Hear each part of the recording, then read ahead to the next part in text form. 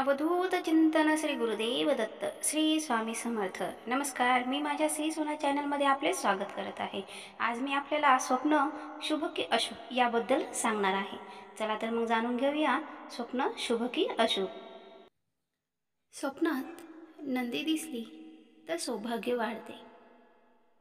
स्वप्नात स्वतःच्या बहिणीला बघणे, आपल्या नातेवाईकांमध्ये प्रेम वाढेल. एखाद्या व्यक्तीला जर स्वप्नात मोती, हार किंवा मुकुट दिसला असेल तर जाणून घ्या की त्यांच्या घरात लक्ष्मी स्थायी रूपाने निवास करणार आहे. ज्यांच्या स्वप्नात कुंभार घडा बनवताना दिसतो त्याला भविष्यात पैसे कमवण्यासाठी बरीच संधी मिळणार आहे. स्वप्नात रुद्राक्ष बघितला तर एखादी चांगली बातमी मिळेल.